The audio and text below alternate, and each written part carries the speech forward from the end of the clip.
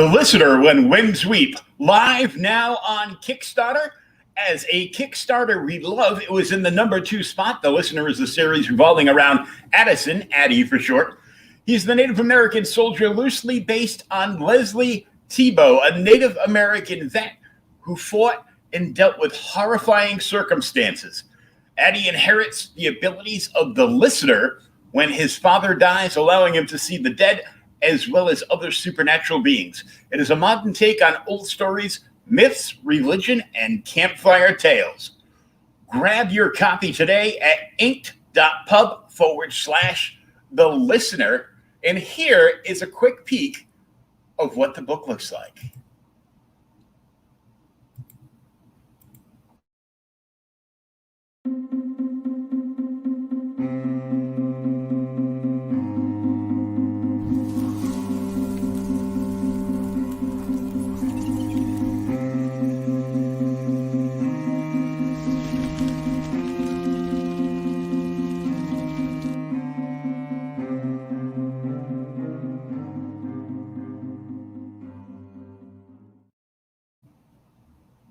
Go check it out for yourself. It is currently live for a couple more weeks.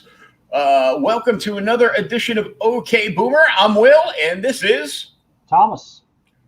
And we are going back to the virtual spinner rack. It is the second part of the two-part series on Kingdom Come. That's right. We covered Kingdom Come issues 1 and 2 last week, and we're going to tackle issues 3 and 4 this week. Matter of fact, I think I just tackled these a few minutes ago before we actually went live. I finished reading them. You ain't the only one, brother. Man, it's been one more heck of a day. We're actually having to stream this a little different than we normally do. I normally prep them and everything else, but we're going straight from the source today. Man, dude, this is a great cover. Hey, did you check out the Henry Cavill stand-in right there? Yeah, what's up with that? I don't know, man. I guess since they're not going to let him play Superman anymore, he's going to be this dude right here, whoever that is. Phantom Stranger, maybe? Nah, it's not the Phantom Stranger. Just some random dude with powers. I like seeing Old Man Creeper up on the back. Yeah, we talked about him last time. Yeah, he's a little freaky still looking. He looks like he's had one too many at the creepy bar. He looks like what's his name that played in the original Willy Wonka. Yeah. Gene Wilder. Gene Wilder. It's like Gene Wilder is the creeper. Because we've got we're doing this straight from the source. I've actually got there's the whole cover. Mm-hmm. With That's all sweet. These. Yeah, I love Dead Man Dude. Oh my god! Well, I showed off that figure already. That was like pretty much my favorite figure out of that entire run. All the figures are great, of course, because they're all modeled after like Alex Ross. His art. Yeah, we've got to do one day. I don't know when. We've got to do the Love After Death by Dead Man, because that's still one of my favorite stories. When I read that as a kid, dude, it blew me the frick away. We got to do Love After Death. We have to another big. Oh, I love that. That's just so. I love Shazam. So I mean, I grew up with the Shazam like Saturday morning show in the '70s when I was a kid. Yep. And what's her name? Isis and all that. I was like, ooh, she's pretty. I like Linda Carter better, but she's pretty. Yeah, the stirring in your underoos. Yeah, I bought the whole series, of the Shazam, Saturday morning live action show, and one of the coolest things about it was there was a very famous DC artist that did the box set cover. Who was it? He did another famous Shazam story, like miniseries or like one shot or something. It wasn't Alex Ross, and I can't remember who the hell did it now. But look it up. Yo, Google. What the hell? Yeah. Well, I got I read this Love the Shazam. Talking about strange series, I did buy Swamp Thing. I found it the other day, so I've got to sit down and watch the Swamp Thing on HBO Max. DVD. Oh, you Yeah. bought the DVD. Yep. Cool. Yeah, What was it, yeah, I like saw $20? that. No, dude, it was $9 at Walmart. $9? Yeah. Man, I gotta sell some toys so I can go shopping. Do you? Yeah, we get done with this. I'll show you. I got a small mail call today because you could never have too many comics.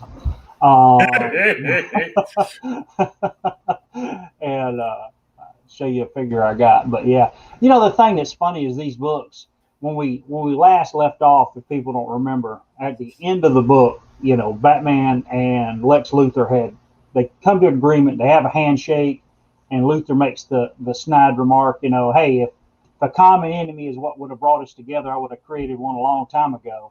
And then issue 3 opens up, and we get Shazam here at the front, and we're back to the biblical the biblical sayings and voices and all Mm-hmm. and it's just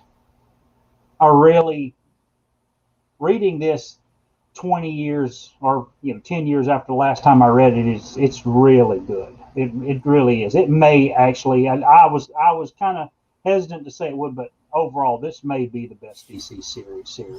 Yeah, there's a lot happens in issue 3, and there's like, I don't know if you want to call it character development.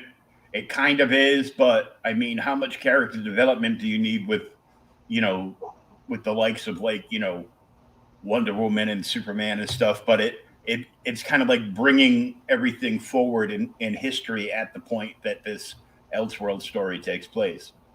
Well, see, and that's the whole thing. Yeah, it's not so much character development as to letting to me, what the hell has happened in the past. Yeah, it's more history development. And where the characters are now. So there's your our opening Shazam. So 7 thunders uttered their voices, and then we see there's Shazam, and he's talking with Norman again, and he's telling him, he says he sees another vision, and Norman's telling him, hey, the visions are coming faster, and I love how he tells the Spectre, he's like, so he says, you can see the future too. And, Spectre tells him, he says, no, I'm just kind of here. I follow you. You're the one that sees it. I'm here to pass judgment, which, anybody that's read the Spectre knows that's his whole thing. Mm-hmm.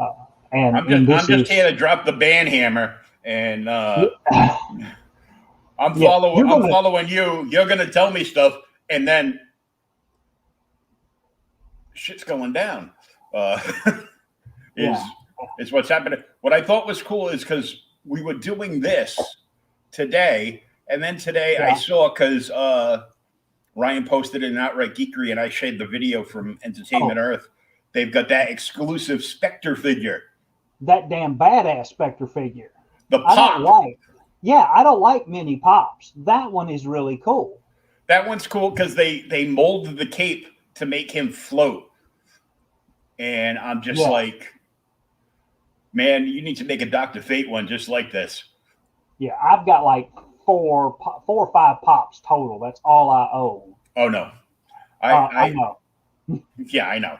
I'm selling a whole bunch of them, but I bought like the Batman 66 ones, and of course, anything Joker. And, if something's cool, I opened like the big, huge toy box that was next to me. Yeah. I had all kinds of like vinyl banks in there. So I've got like 3 different Joker vinyl banks.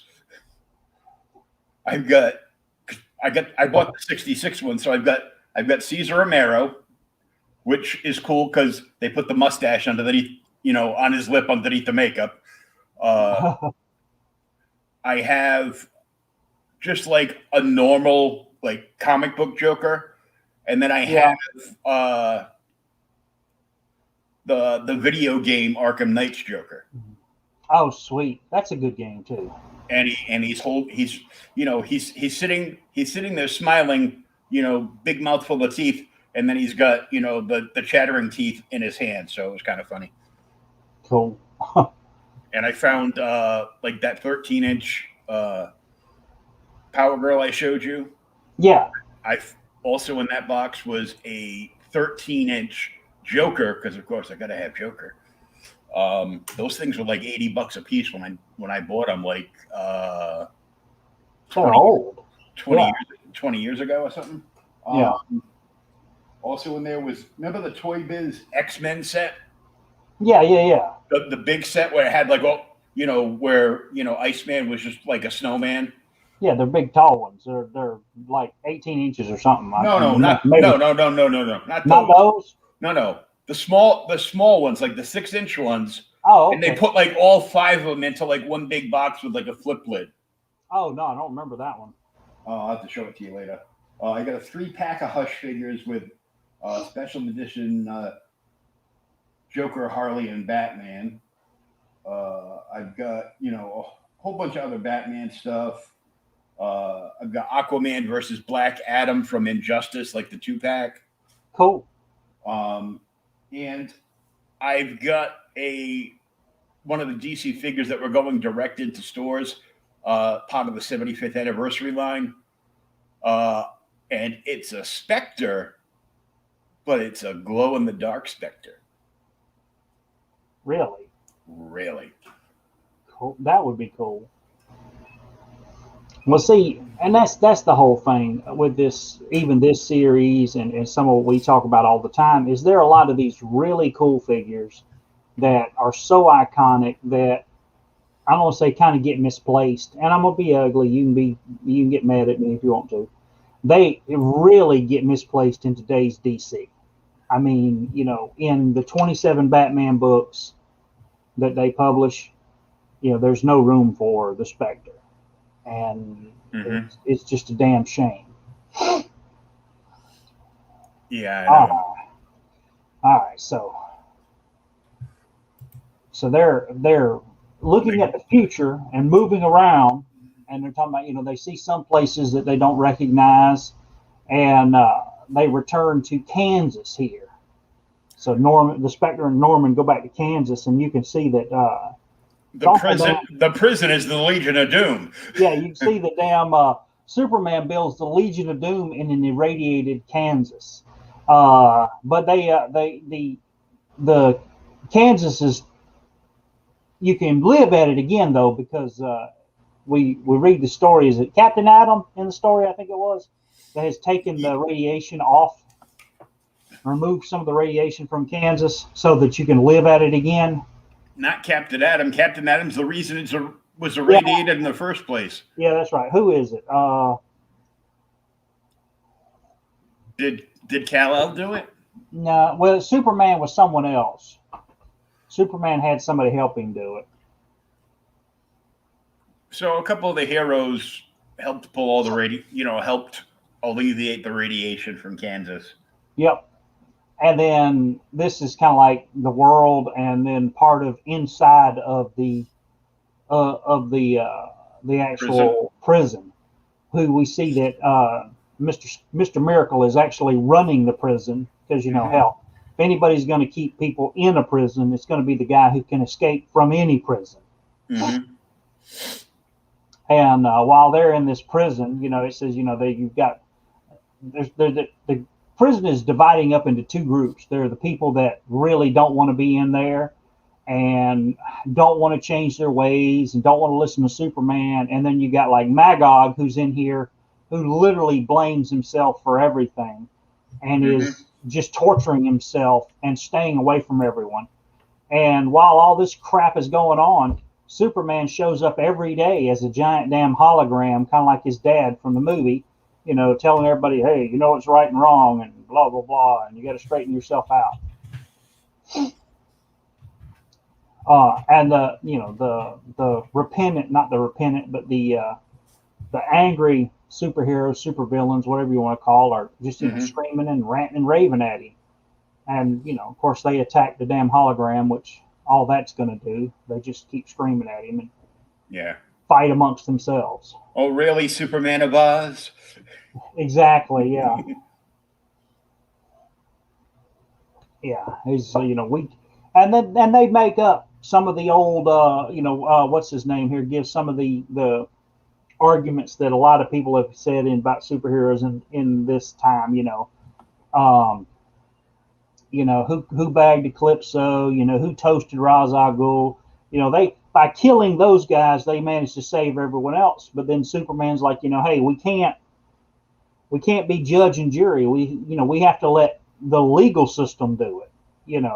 That's that old article. We don't kill anyone. We let the legal system do it. And they keep telling him, you're stuck in the past, man. That's why, you can't deal with what's now, and kind of why he goes.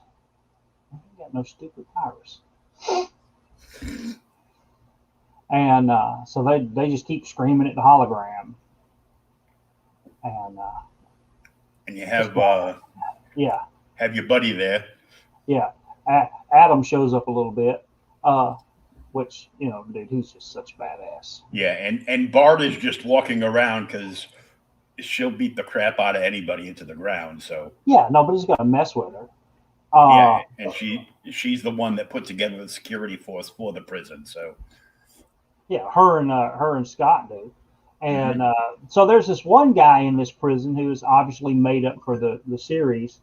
His name is oh God, what do they call him? Is it on this page or one of the other pages? He's German, Captain or something. I can't remember now, and I just read it a while ago.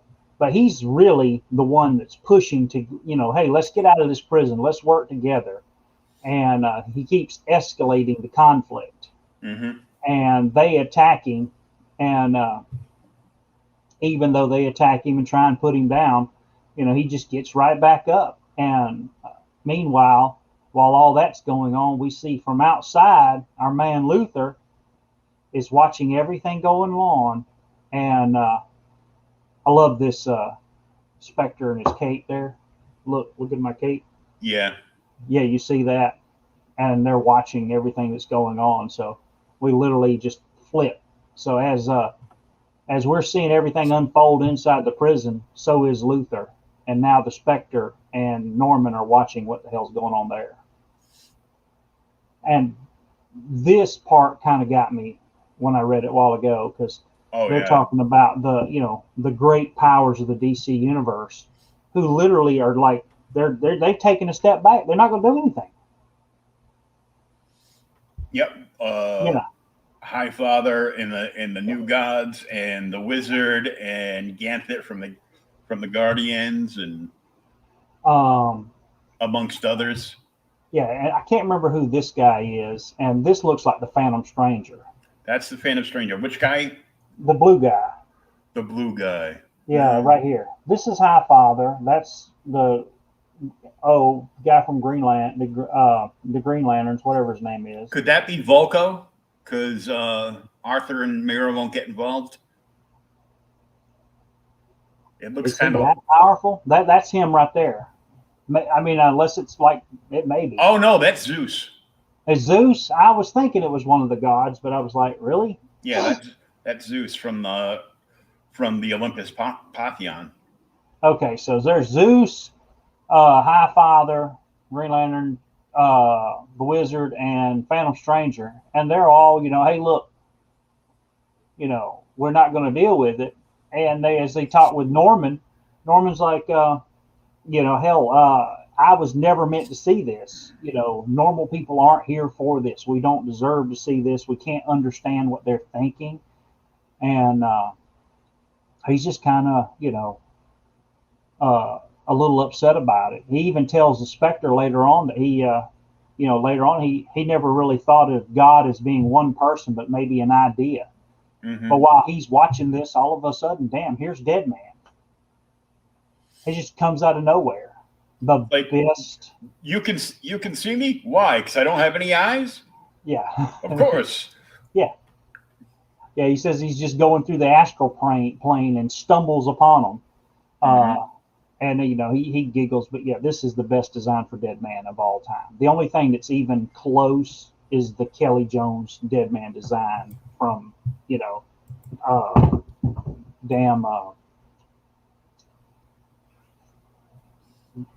love after death.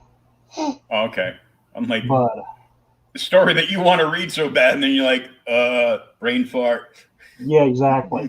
Yeah, so he's going on, and the guy tells him and tells Dead Man he's a pastor. He says, uh, and he brings up Ramakrishna here, Ramakrishna, Kusha, whatever you want to, however you want to say it. But she's not there. But he talks about how he's just running around. And after he talks to Norman for a few minutes,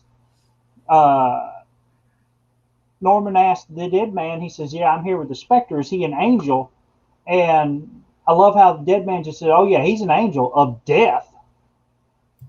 That's a little ominous. What the hell? Yeah, I know. Yeah. But they talk a little bit more, and as soon as the Spectre comes back, Dead Man hauls butt. And of course, we change scenes again. I love it. Now Superman and Wonder Woman are talking about everything that's gone on and all this, the hell they're going through, and kind of about why he left. And the thing that gets me on here is, and it even says it here, when he disappears in the past, when he finally gives up after Magog, is acquitted, and Superman disappears for 10 years, the Amazon strip her of everything, all of her royal rights and everything. So this isn't something, in the last issue, we kind of thought this is something that just happened. She's been dealing with this crap for 10 years and has never told Superman, and yet has been visiting him, every couple months. Yeah, like every 6 months or so. Yeah, she keeps coming to see if he's there, but she's never bothered to tell him. Yeah. Yeah, and then she keeps calling him, Clark and all that, and he talks about how he just basically, like, I guess he still pays for, Clark Kent's apartment, but he doesn't go there anymore. I think it's funny. They're sitting up there sitting outside on Hal's like giant construct of the JLA satellite. Yeah. And they're just grabbing like space rocks, like they're skipping them across a pond. Yes. Yeah. They're throwing them, hey, let's throw this and hit those asteroids over there. And when they run out, she uses her lasso to grab some more. Yeah. And keep pulling them. Here's something that I didn't notice the first time I read it. And I read it this time. So she gets the lasso, she brings some more in, and then they intentionally grab the lasso and decide to have a heart-to-heart. Yeah, so they know each other's telling the truth. Yeah. And I never really kind of got that, but they're being about as truthful as you can get, because they both know as long as we're holding this, nobody can lie. And she keeps telling him, I'm a warrior. If we can't bring peace through, peace offerings, we have to go and make peace. And Superman's like, you can't always do that, even though you've got the power. That's one of the things that I've always liked about Superman. And a friend of mine said one time, he said the best thing about Superman, or one of the coolest things, Superman is the only superhero that gets up and pretends to be normal. Everybody else gets up and they pretend to be super. Superman gets up and he tries to be a normal person. Yeah. That's like me and you talking about Legend of the Green Flame that day. Another story we should read, where Superman makes, him and Hal go, what are they going to do? Hal comes to Superman. Why? Because Superman can talk him through it, and Superman's like, hey, I'm going to knock off work, Perry. Me and my buddy Hal are going to go. We're going to go have some hamburgers and a beer. Why? Because Superman is a normal person. And while we're going through this, hey, smash that like button. If you're on one of our YouTube channels, please subscribe. We need friends. Okay, continue. Desperately. We're comic nerds. We need real friends. So we go back now. This is it got me for a minute when the system, the thing changes, and the scene changes, goes back to, here's Luthor, and he has got Captain Marvel, Billy Batson, however you want to say it at this point, Mm-hmm. in a chair, and it's like he's showing him film footage of Billy Batson being killed. Yeah, he's showing him himself getting eviscerated. Yeah, and it's by the Monster Society, and all that crap, Mm-hmm. So I mean, and not Superman, but Luther's, hey, this is what could happen if you keep being a superhero. You're just gonna get it. You're gonna die. Mm-hmm. You gotta. He's Billy at this point, but Billy's Yeah. all grown up because it's like 50 years in the future. Yeah. Billy's grown up, but I mean, it's he's just got him so twisted that he doesn't understand. Mm-hmm. And then that's where we see, while he's torturing him, he's got these little damn earworm things that he keeps putting in his ear to control him. Kind of like, Yeah. He borrowed them from Khan. Do you know what that is? What? So he's talking about how he killed Savannah. Okay. And stole his stuff, and he's doing the believe the science routine. Savannah was able to clone Mr. Mind, and that's what those are. Those are all clones of Mr. Mind. Oh, really? Yeah. So he's controlling him by putting the baby clones of Mr. Mind in his ear. As soon as it crawls in, look at his face on that third panel on the bottom. Yeah, he's freaking out. Yeah, and then one of Bruce's bat robots is just hanging there watching the whole thing, so he knows what's going on. Yeah, and that's the whole thing. So this is our first hint that Bruce is not completely in league with Dan Luther in this story. Oh no, it was a ruse. Yeah, I mean the whole thing. Yeah. And then of course, Bruce is not very far away, and here he comes. Here comes Luther coming out. But now we realize that LexCorp is mass producing the damn bat robots that Bruce developed. Because Lex is the only person that's got more money than Bruce in this continuity, anyway. And Bruce really doesn't have that money anymore because he was exposed as being Batman, and like we read, like in the earlier two issues, that once his secret identity was outed, yeah, a bunch of his arch enemies came in, destroyed the mansion. They came in, they destroyed the mansion, and they just about killed him. Yeah, that's why he wears the little robot skeleton. That's why he's in the exosuit. Yeah. Yeah. And I thought that was cool that they put Kevin Conroy in that same exosuit in that Crisis on Infinite Earths crossover on CW. On CW. Yeah. But they made him a bad guy.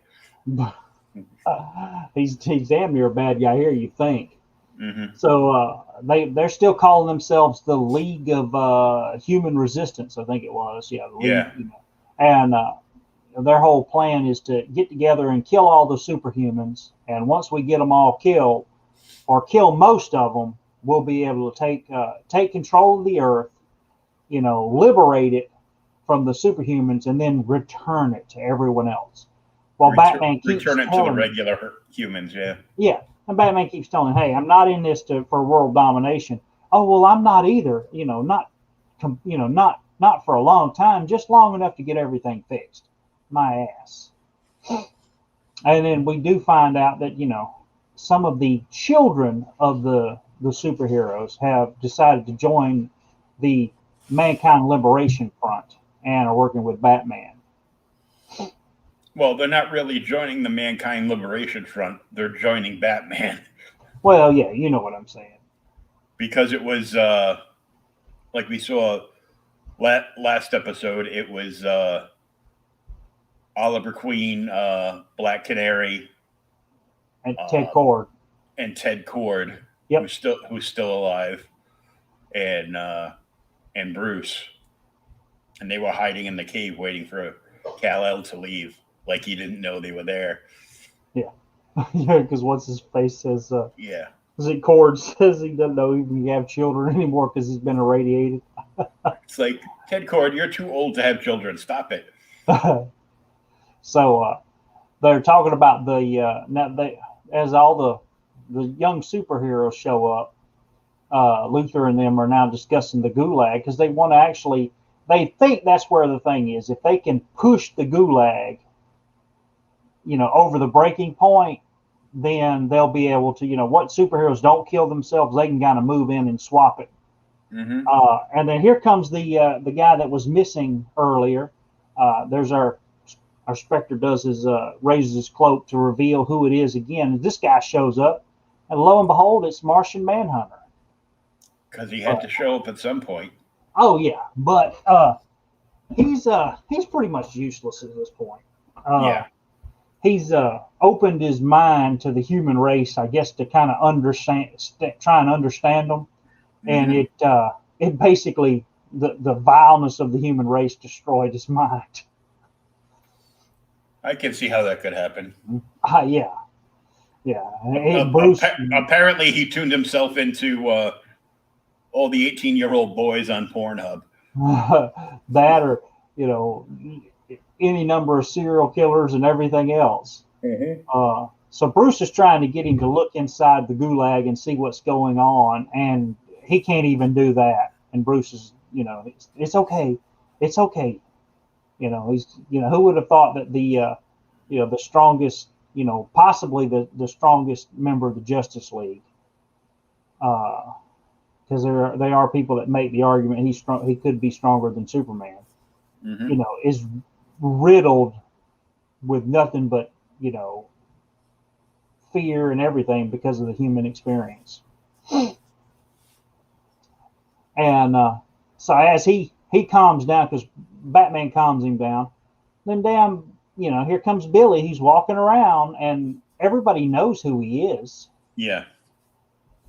And they're just absolutely freaking terrified. And he's just walking around. Of course they're terrified. He's literally stronger than Superman. Yeah. And doesn't have the same weaknesses that Superman has. So but now that is talk about the same weaknesses that Superman has.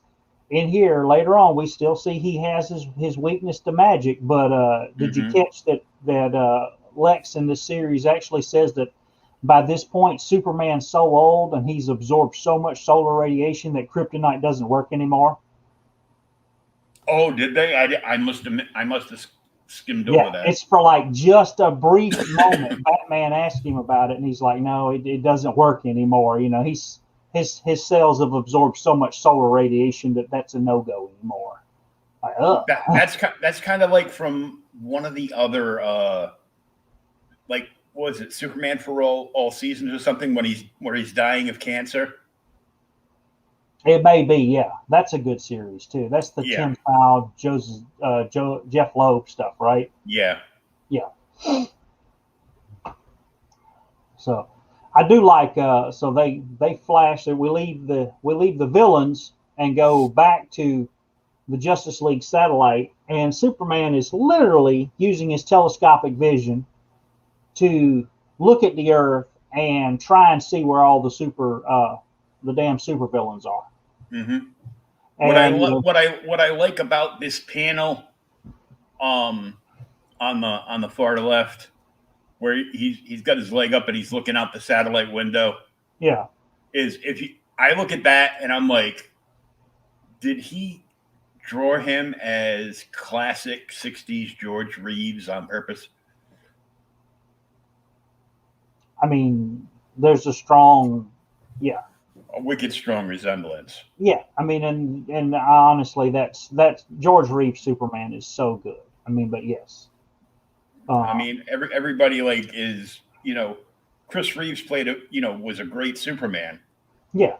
For at least 2 movies, and we're all sad of what happened to him and him passing away and everything. But I still think George was a better Superman. Yeah, I mean, well, then that's the whole thing. George is, and that's even like how Alex Ross draws Superman in here. Christopher Reeve's Superman was great and had that whole, person you could trust, the big Boy Scout, all of that. Mm-hmm. But he wasn't that big barrel-chested Superman that George Reeves was. Yeah. You know, and Cavell is somewhere in between. You know, they just can't get him a damn decent movie, which kills me. Who is this guy? I don't know. Hold it up. Thought you were the. Oh, it won't let me blow it up now. We'll have to look at. Yeah, he's green and he's like misty or something. Could that be Obsidian? Alan Scott's son? Because Jem is in here. Alan Scott's daughter, Jem, is in here. So maybe him. Okay, I'll have to look it up. That could be Obsidian. You know, green, before yellow glasses and smoke. Before the woke DC decided they were going to retcon Alan Scott and make him gay. Yeah. But all right, so there's that, and then the thing that's funny is as we're following along, we're going to go back a page. We see our little word balloons here that follow us, and this is Norman who's been narrating our story. He says what happens next is dang nabbit. What happens next is the first time is my own fault. You know, so there's Norman who's getting too close to everybody, just kind of like listening and everything else. And Flash, who in this series is vibrating in, we talked about this last time, he's vibrating in all time, all space, all dimensions at one time, literally bumps into Norman and rips his ass out of the astral plane. Rips him out of the astral plane from Spectre's protection. Yep. And PG is about to lay the damn hammer down on him because she doesn't play. Yeah. And Superman manages to stop him, or stop her. Norman looks like he's being naughty in that panel where she grabs him. His hand looks like it's going up to reach one of the goodies. Yeah. Hey, if I was about to get a fist put through my face by her, I'd be like, well, if I'm gonna die, I'm gonna touch him first. I'm gonna touch him first. Thank Wally Wood for that. But bump. So Superman now asks Norman what the hell's going on, and he tells him he's here. You know, he's been seeing everything. He's trying to understand that a catastrophe's happening, and he's here to warn Superman. You know, because judgment's coming. And, you know, they're all just dumbfounded. And, of course, then Red Robin gives the alarm. You know, he's like, holy God, you know, something's going on at the damn, you know, there's a ruckus at the Gulag. And there's a ruckus at the Gulag. And all kind of hell breaks loose. And when it breaks loose, everybody kind of loses track for a minute. The Spectre grabs Norman and rips his ass back into the astral plane so they can't see him anymore. And they all make a break for the damn Gulag to try and put down the ruckus. They have to stop the insurrection. Yep. This is one of the first big fights between Wonder Woman and Superman. You know, she's all about going down there and putting the insurrection down no matter what. You know, if I've got to kill some people, well, you know, damn it, that'll be it. If not, you know, we'll take care of it. Peace through superior firepower. Yep. And Superman's like, no, we're going to talk to him about it and all this. They do manage to go to the UN, who, you know, the UN is just like, you know, thanks for showing up. Useless. But, yeah, you've done all of this. And, you know, you want us to think that you're going to help us, but, you know, you haven't done a damn thing so far, but make it worse by sticking all of these superheroes together in one place. You know, and in anger, they finally leave. And now that all this crap's going on, you know, while they're trying to put down the uprising at the Gulag, Luthor decides to strike and convinces Shazam, Billy Batson, to actually go and break open the Gulag to let everyone out so they'll all kill each other.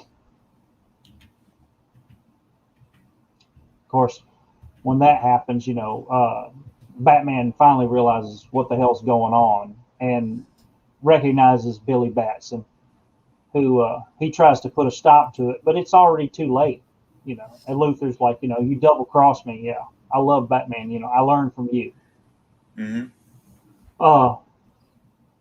And now we finally see what's going on. So Batman's there to actually stop what Luthor was planning, and all of his superhero sidekicks are there to actually help. But nobody can stop Billy Batson because he's freaking Shazam. He manages to get away. Batman chased him and everything. Yeah, that's where he freaks out. He bumps into all the little earworms. Mm-hmm. The art in this, like I said, just is so good. It's Alex Ross. Come on. Yeah. Here's our. It's like. Yeah. Here's our scene where we see Superman's weakness to magic. And Mm-hmm. Wonder Woman tells him, "Hey, you always were a little, vulnerable to magic. The sword is sharp enough to cleave electrons off an atom." And he cuts himself. But you saw there she was putting on the armor that she had on in. Justice League. Nope. Well, we don't know because that Snyder cut's not out yet. In Wonder Woman in 1984, she wore that armor. Oh yeah. And that was originally done. That was a Perez thing done in I think War of the Gods. It may have been. I can't remember. It's been a long time since I read Perez Wonder Woman. Yeah, I gotta find my trade for War of the Gods and read it. I've got the original someplace too. We went to Walmart today. I had to get some groceries from Walmart and stuff, and we actually periodically go to the toy section. I don't buy many toys anymore, but we looked around. I had to get my little girl's got to do a little project that she needed a little toy car as part of the project. So we went through there and we walked through here, and they have a really cool DC Universe Wonder Woman in this armor out for sale. Oh yeah, Walmart. Yeah, they marketed everything. The goods, the actual like cool stuff, more like stuff that I used to collect, like the Migos and the high end and the good like horror figures and stuff. That's all in the Pops aisle in Walmart because that's like the collectible aisle. Yeah. Right on the side of the electronics department because that's what I was looking around. I'm asking one day when I went hunting originally, and I'm like, yeah, I'm looking for Migos, and like this 18-year-old kid, he has no idea what the frig Amigo is. What is that, like a car? I go, no, it's like that's 8-inch. I go, it's like 8-inch superhero action figures and cloth costumes. Oh, I don't know. Well, we did. I saw those, and some of them are by McFarlane. Yep. Oh, the McFarlane. They're really nice. Awesome. It's McFarlane. Yeah, I know. It's like saying, well, Alex Ross does some pretty decent artwork. But the other thing that's funny is right on that same aisle is the beside the Wonder Woman's is a whole end cap of the new the retro He-Man figures and like retro He-Man style WWE figures. It was like, whoa. Yeah. But all right, so here's our big fight. We'll just put him into battle. I can't tell who he is from here. You can't tell who he is? Hold on. No, I have to blow the screen up. Let me go off topic again. Oh, hell, Death Dealer. Mm-hmm. How hell did you get a Death Dealer figure? They came out years and years ago, and it was in plastic, but they used such cheap plastic on it that it like turned like so yellow that when I took them out, the plastic was actually orange and brittle and breaking. Damn. But I couldn't get them out of the thing because you see those two holes? Yeah. they actually screwed these figures into the bottom of the cardboard base Really? because they didn't want people going in and like swiping them and putting them in their coats. I had this one, and I used to have the one on the horse, but then I traded them back for comics, and Yeah, the ones of that set I wanted the Conans, but I never got them. So here's our first big fight, or second big fight, if you want to call it. But this is the really screaming match between Wonder Woman and Superman, as the Green Lantern and everybody is letting them know that the Gulag is basically gone to hell, and that Captain Comet's dead, and Billy Batson or Shazam may be heading that way. They don't know because he's kind of been, he escaped. Wonder Woman gets so pissed off she breaks Green Lantern's green construction table. I thought this crap was unbreakable. She broke his construct. Yes, she breaks his construct. Because her will is probably a lot stronger than Hal's. I mean, come on. He looks like me in a potbelly stove. Damn it. I'm just saying. So as they continue to argue, I love this. They continue to argue, and then she gives him a kiss, and they describe it as marble scraping steel, as a kiss completely devoid of passion, and it's just like, I'm going to go kick somebody's ass while you decide what the hell you're going to do. And she walks off and leaves him standing there by himself. But it pisses him off so much. He flies through Hal's construct, blows up this damn satellite, flies in to, somewhere in Asia, on the Asia side of the Earth, flies through the damn planet, and comes up in the cave. Yeah. Why? Because, damn it, I can. And I'm that pissed off. Yeah. Wonder Woman finally kissed me, and it did nothing. Yeah. And now he decides to jump on Batman, and he's screaming about, Batman needs to get off his ass and get involved. You've been dealing with Gotham, and you've not wanting to get involved in this. Well, now it's time to. And, it's gone to hell. Cal doesn't know that Bruce is already involved. Yeah, that he has no idea that Batman has been, doing other stuff behind his back. Subterfuge. Yep. So while all that hell's going on, Wonder Woman shows up at the Gulag, and she's threatening everybody inside. Surrender, or you're going to get your asses kicked. This is where Bruce tells Superman that Captain Marvel is still on the field. But we don't know where he's at. And then nobody's seen Captain Marvel in so long. Superman is damn shocked. Marvel? Yeah, he's been brainwashed. And while he's talking to him, Superman just freaking pulls a Batman and disappears. Mm-hmm. And he starts heading across. I love he's going so fast that damn the air is scorching. And then there's our Captain Marvel shows up and blows the hell out of the Gulag to let everybody out. And then, now Norman sees Ragnarok approach. And Superman's still going to try and stop it, but before he can get there, Marvel knocks the hell out of him. And then there's the super famous. Oh, that's just. Oh. That's the big red cheese. That is the Fawcett Comics version of Captain Marvel, if I ever saw one. Yeah. I mean, that's the reason that, DC sued Fawcett out of existence. Mm-hmm.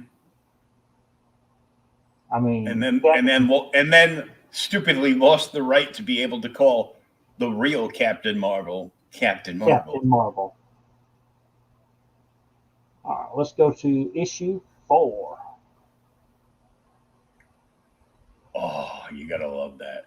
Yeah, there's our Superman on fire. Mm-hmm. That's it. It's just more fire on the other side of the cover. It's like the whole cover. He's just walking through hell. Yep. So here's the Armageddon. Mm-hmm. You know, we get to see Superman. There's Wonder Woman fighting everyone. There's Marvel and Superman fighting, and now we see the big fight. Yeah. Whole thing panoramic. All these are new posters. Mm-hmm. And the thing is all this hell is going on, and everything is terrible.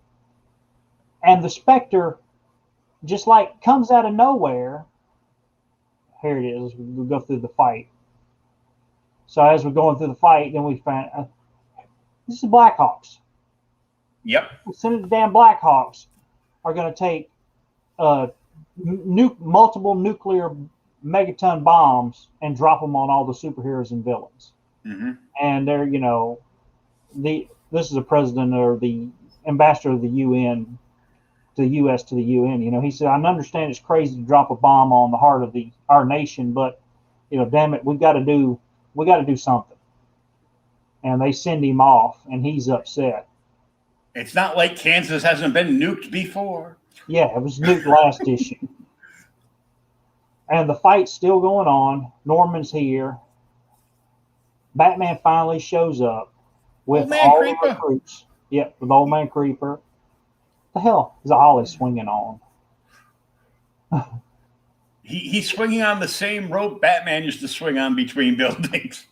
Is that what it is? So here's our fight. Where is Spectre at? I was going to go over it right here. As the fight keeps going, everybody's there. I do love this. As the fight goes on, Batman finally shows up, and he bumps into Wonder Woman, and he basically tells her, he says, Princess, I know you lost everything, but you're overcompensating, trying to kill everybody and restore peace to the world. And she calls him a bastard, you aristocratic bastard, and freaking turns on Batman. Like, dude, I don't give a crap how good you are. If she's going to whip your ass, there's nothing you can do about it. Mm-hmm. You know, she hacks a piece of his freaking armor off, and they get into a damn fight now while everyone else is still fighting, just going on. But they end up going above the clouds, our Batman 1989 moment here. And when they get up there, Batman sees, here comes 3 ships with nuclear warheads on them, which all these look a lot like the damn John Byrne, the John Byrne rocket ship from Krypton that brought Superman to Earth. I can't remember. It's been so long. Okay. All right. So we go back. Here's Marvel and Superman keep fighting. And I love how Shazam decides to just start calling lightning down on his ass. Mm-hmm. And it's magical lightning, so it'll actually affect him. Yeah. It eventually burns his cape up to a cinder. Yeah, it burns his cape. And he just keeps calling it on him while the fight goes on. This whole issue's a fight. Mm-hmm. So Batman and Wonder Woman kind of make a truce here. If we can keep fighting, these guys are going to nuke the hell out of everybody and they'll be dead. Or we can try and stop them. So they head off to stop the Blackhawks. The Blackhawks. Batman takes one out, Wonder Woman takes the other one out, but they can't. They don't get them all. The third one actually drops one of the nuclear bombs, and Norman, who's still there watching everything, is like, "Oh no!" Superman keeps getting his ass handed to him by freaking Shazam until he pulls him here in, and Billy turns back to, or Shazam turns back into Billy, and Superman just starts talking to him. And then while all this hell's going on, here's the part I was talking about. Here's the little specter of death in, the little skull of death in Spectre's eye, and he's like, it's time. Norman's like, well, what? It's like, judgment. It's like, tell me, who deserves, to receive my judgment. Was it the superheroes? Was it mankind? Who? And Norman literally doesn't know what to say anymore. I mean, so much crap's going on, he's lost. Yep. And he's just, hey, it's terrible what's going on, but nobody's really solely responsible. It's just led to a whole bunch of stuff. But the Spectre's really not taking it. He says, there it is. Who shall be accountable for whose sin is this? The humans, the superhumans? And, he even tells, Norman again, he's like, you're the soul that's going to tell me, judge. And he can't. And while all that's going on between Spectre and Norman, Superman gives this nice little speech to Billy and tells him, what's going on. And I'm going to try and save everybody. But, you're the only one that can stop me from saving everybody. So, you just have to realize you can't do it. And when Billy starts to cry, Superman knows he's finally gotten through to him, and he heads off. It was so long since I read this, I forgot this part. Superman flies off, and Shazam actually, or Billy, calls down the lightning and takes off after him and literally throws Superman to safety and races to catch the damn bomb. And calls down the lightning to set it off in the air. Yeah, it's so intense. Yeah, I mean, this really is. So he sets off the damn nuclear bomb in the air. But what's amazing is here's the Spectre. He's like, well, there it is. There's Judgment. And Superman is just pissed. Because even though the bomb got set off in the air, it was close enough that, there it is. It's killed most of the people that were there. They're just bodies, irradiated bodies and armor and weapons, and it's just terrible. And they're all dead but Superman. And he gets off, and he is literally so pissed. I have shared this out to people before. They're always like, Superman will be, he's never, Superman will get upset in the comics. He's happened a bunch of times. Mm-hmm. But it takes so much to make him reach this point, that he's at this point. And when Superman flies off, Norman, where the hell's he going? Spectre knows. Oh, he's going to confront the humans that sent the damn bombs. Superman doesn't realize they are some survivors. Not a whole lot, but there's some. And the Spectre's like, oh, well, it's already done. Judgment's been passed. Bye. And Norman just like screams at him. He's like, you can't do this. People died, and now more people are going to die if you don't let me do something. Mm-hmm. And if you don't get in there and do what's right, then, if you don't do what's right, then that really is evil. So he actually takes it upon himself to tell the Spectre, you've got to get me to the UN so I can try and help Superman. Mm-hmm. And this is the scene that always gets me. You don't see anything at first, but you just hear, run, he's gone crazy. And then there's, right here. So Superman's going to bring down the entire UN building, and the people can't get out because he's actually welded all the doors shut. Wait, are these all politicians? Probably. Okay, I'm good with it. You're good with it. Damn it. Oh, so Superman's going to do that, and then Norman and the Spectre show up, and Norman actually makes it where tells the Spectre, let him see me so I can talk to him. And as he talks to him, he even calls him Clark. He's like, you blame yourself for this, you blame yourself for that. And we all do this. That's the whole thing, that Superman really is a man. You blame yourself for all this. You've been hiding, you've been angry. This is how the humans feel. And he tells him, he says, the humans are never going to forgive you. He says, but you can forgive yourself. And finally, Superman's like, okay. So he stops and, asks him, what the hell's going on? And, Norman tells him, he says, I'm here to see, what's going on. And this is one of the things that always gets me too. I talk to people about sometimes, Norman tells him, he says, you don't have to understand what's right and wrong. You were brought up to know what's right and wrong, and you never questioned it. You've always done the right thing. Superman has. There are only two characters to me that really fit this, and that's like, Superman and Captain America. That's it. Yeah, everybody else has some kind of moral gray ground. I don't think either one of those two characters have a moral gray ground. So Norman talks Superman down as the rest of the superheroes who did survive the attack managed to start showing up.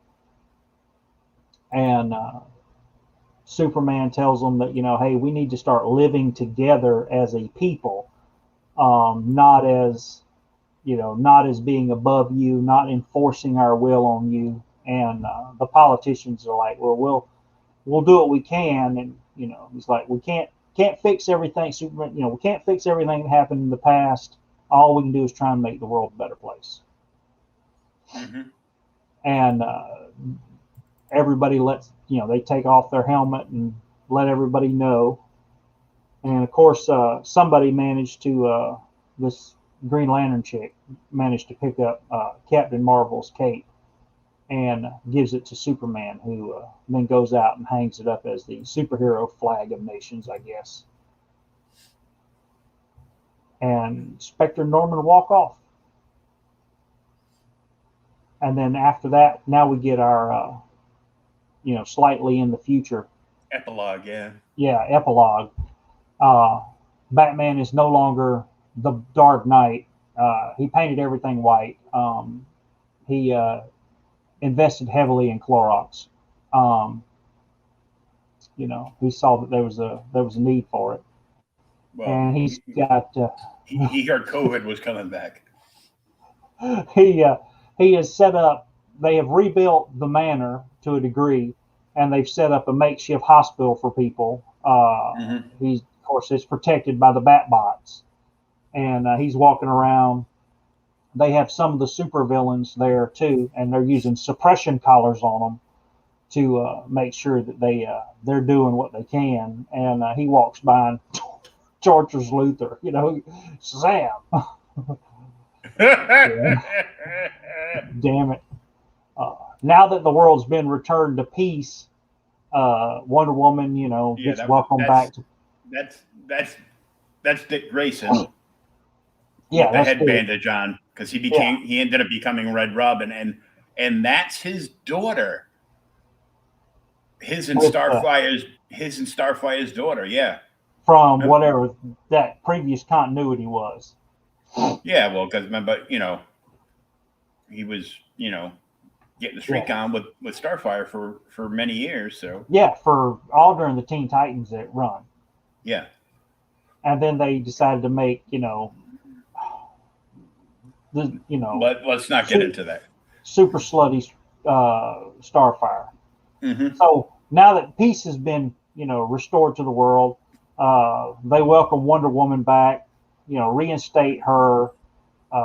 They have some super villains and such on Paradise Island. I guess they're trying to keep them straight. All the superheroes are working together with the League of Nations and the UN. There's Potbelly Green Lantern who's there trying to make sure everything's under control. Meanwhile, out in Kansas, Superman's building a giant memorial to everybody who died. And I guess he needs glasses for real, because Wonder Woman shows up and actually gives him a pair of spectacles and a smooch. And heads off as he uses this damn giant plowshare to just plow the entire countryside. And then we find, I don't remember Corrigan having red and white hair. Yeah, he had red hair and he had the streak. Was it the streak? Okay. Mm-hmm. I was like, It's, really? it's just the lighting right there. Yeah. Yeah. So, Spectre kind of finally reveals what his mortal form looked like to Norman, and says that Norman's there to give everybody hope. And then it flashes, like I say, even further to the future as he's, back preaching, and Spectre's now attending services regularly at his church. Oh, and then 1 year later. This is the really funny part of the book, too. So And they still don't know who is who. They're just like a bunch of millennial kids dressing up in costumes that, yeah, that us parents know exactly who they are. And they're like, yeah, well, here comes Batwoman. It's like, that's Supergirl. yeah, it's a Batwoman, Supergirl. So they're in there. Yeah, welcome to they're back at the Planet Krypton restaurant. There's our Wiz Comics #1. I think it was a Batman #1 Before, yeah. Before, Batgirl here is reading Young Romance or Romance and Love comic, whatever that one was, and selling T-shirts. Oh no, the Batman #1 poster was to the left of the door entrance, and this is out by the kitchen. So. Oh, okay. So maybe they just different picture.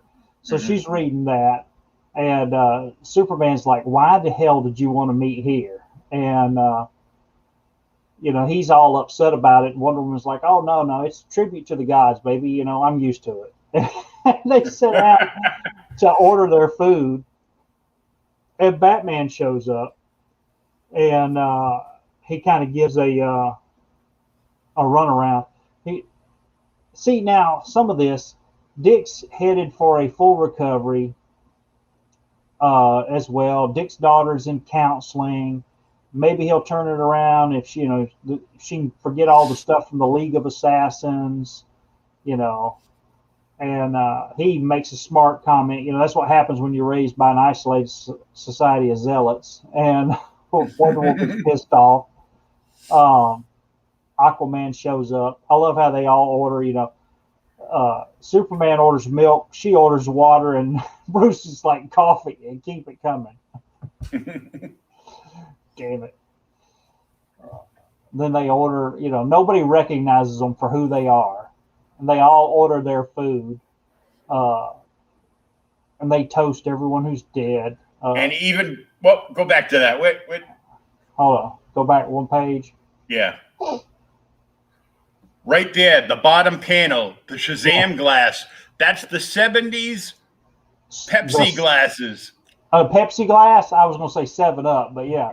Or not 7-Up, but 7-Eleven. Pepsi Cola made those glasses, and restaurants would give them out. Like parents could buy a refillable drink for their kids, of course, for more money.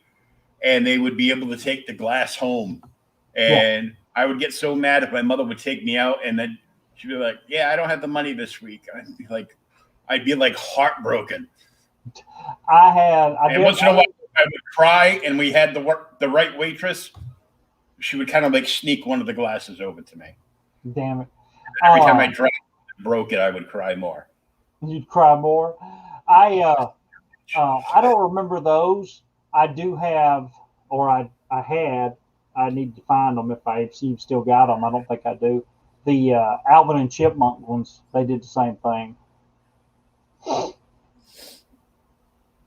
So really, the Alvin and the Chipmunks. You're going to compare Alvin and the Chipmunks to the world's greatest superheroes? Hey, look, Alvin and Chipmunk. We're talking with collectible glasses, and so I love how they go to order and. Superman and Wonder Woman actually order something off the menu. Superman orders, "Do you have anything like beef bourguignon?" And he's like, "There's Starro the casserole." Fine, I'll have Starro the casserole. Yeah, and Batman's just having none of it. Steak, well done. Steak, well done. And that's it. The guy's like, whatever. So they're talking, going through everything. I love how the steak's not well done, but Superman makes sure it's well done for him before he cuts into it. Mm-hmm. And we find out that Clark and Diane have invited Batman here to inform him that, she's pregnant. And they're all shocked. Wow. Yeah. Two fucking kisses and she's knocked up? Yeah. He's Superman after all. Man, I'm never touching another woman. So, like I have the chance to. Yeah. So he says, how did you know? And he's, hey, he's for an ageless Amazon of perfect physique, you've put on a few pounds or two. That was my first clue. They have the big argument, what are you going to name it? And then finally Wonder Woman's like, I need you to be the godfather of our child. Mm-hmm. And Superman's even shocked by that. But then here's our thing, Superman says tells Batman that you have the moral high ground. We've always been right. I can trust you with anything, even though we have our differences. And then they get their hug. There was even earlier in the book, there was a talk between Superman and Batman where they actually talk about we could be together and be the world's finest superheroes. To harken back to that. And as they leave, they're leaving, picking about whether it's going to be a boy or a girl, and they don't know. There's Spectre and Norman. They're having dinner there, and I did read in a comment somewhere, one of these guys is from the Marvels. Is it this guy? Actually from the Alex Ross Marvel series. Yeah, it is. So that guy's actually from Marvel, the Marvel series. Mm-hmm. That's from Marvels, yeah. Yeah. This dude looks so much like Uncle Sam, it's crazy to me. It could be. Yeah. There you go. You got Wiz on this side of the door. You got Wiz Comics and More Fun Comics. More Fun Comics. That's where Spectre first appeared. And then there's your Sandman's outfit. And they head out to dream about the future, and that is it. What on gunk? It's a really, really good series. Oh yeah. And now smash that like button. Smash it! Okay, thank you. Nobody even visited. Subscribe too. Week. All right, so while you were showing, I will show you what I picked up today. We found it at the antique store a while back, and my child said there were two of them. I got one for Christmas, a 4-figure for Christmas, and she's like, well, there was another one there. And who was it? She said, it's Orange Rock Dude. So I went back today to see if they still had Orange Rock Dude. Korg. Nope. It is. As you rip it out of the package, and I'm cringing the whole time. Oh, it's Thing. Yeah. But it's like an Eagle Moss check. It's by Eagle Moss. And yeah, it's a chess piece. Chess piece. Yeah. Now you got to buy the whole set. No, dude, I ain't buying the whole set. These things are expensive. You get them on sale. Yeah. They're like $15-20 a piece. Yeah. If you buy it from Eagle Moss, you get the chess piece, and it comes in like a box, like a little window box thing. Yeah. And like so, and you get the big like magazine book with it too. Oh, really? Well, I got those, and then I got in a little mail call today. Got a nice Iron Man. Mm-hmm. And then I picked this up because Iron Fist is fighting Captain America. Ooh. Another Tales to Astonish.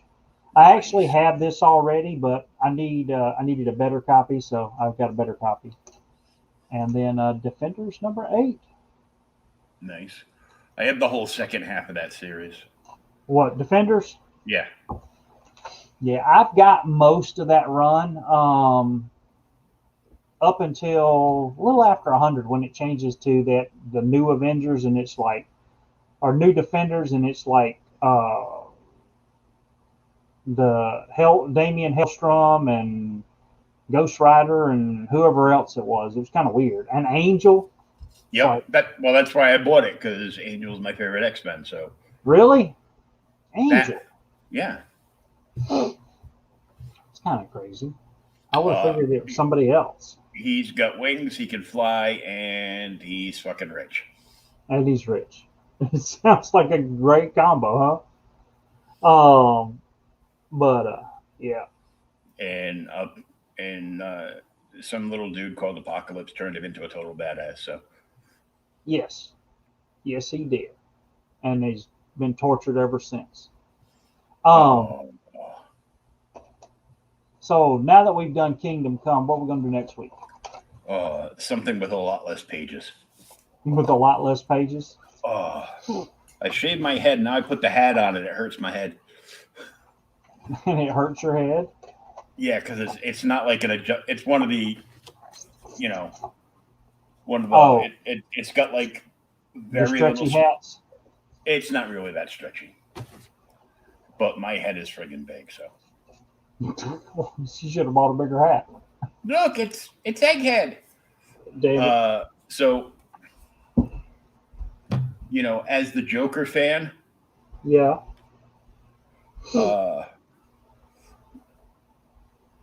I have an unpunched Kenner Superpowers Joker on the card. Oh, sweet. With beautiful art by Garcia Lopez. Mm-hmm. And it's, still got the book in it, and it's got the little card on the back. Damn. And I've got this because I've got the advertising poster for Joker for Superpowers. Really? Mm-hmm. See, that's something you need to get framed. I had it framed, and then in storage, the frame. The frame broke. Also, out of a box, the frame broke, so I took it out of the frame. Broke and fell apart. Because a good frame for something that big would cost me more. At that point, I would just be like, fuck it, I'm just going to tape it up my wall. I don't give a shit. I also found...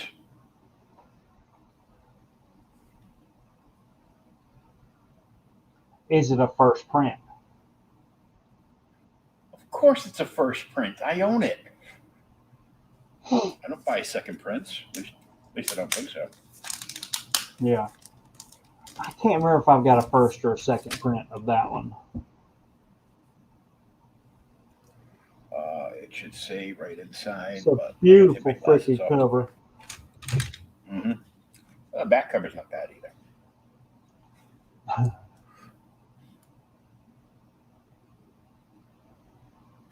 Yeah, first print. Cool. I found a bunch of others. Like it was just like one short box that I turned around, right? Yeah. This is probably going and getting graded, so because this isn't Harley's first appearance in comics, but it's Harley's first appearance in continuity. Is that the first continuity one? I thought the first continuity was in Detective. No, this is the first continuity one. They did this before they brought her into Detective. Really? Okay. So the Detective is the second then. Okay. Because that's a 2-part story, the one in Detective. That happened in No Man's Land, I think it was. Yep. And then I found all first prints of Sin City. Dame to Kill For. I've got a couple of those trades. No, that's not a trade. That's all the issues in one bag. Oh yeah, no. But I mean, I've got a couple of those trades to read. That one and the Yellow Bastard. I've got two of the trades. I've got the original Sin City, and I've got Dame to Kill for, and like the nice square bounds. Yeah. I found another Joker commission. This one was done at Batman Day at Hall of Heroes, just south of Boston. Only a few months before I went into a coma and died on the operating table. No God. Just a flesh wound. Oh, sweet. Who's it by? Alex Cormich. Huh. He's like a small press indie guy. Yeah. And it was free. You can't argue with free. The store paid him to be there and make customers sketches. And then the line went out the door and down the block. And they're like, one per family. Yeah. You can't get in line and then have your kid. And this, of course, is my Ken Hunt pencil sketch. Good gosh. That none of those fit in in current frames I have. So I want like nice frames for them. But I'm gonna end this. We will be back next week with something we're not sure what yet. Next Thursday. Tomorrow night, starting at 10 o'clock, is Creators Outlet 100th 100 episode. We're gonna have a ton of guests on, so come out and join us. I'm probably gonna be drunk, so I'm celebrating. I'm gonna have my my helper run to the packy and get me like a 6-pack of Guinness. So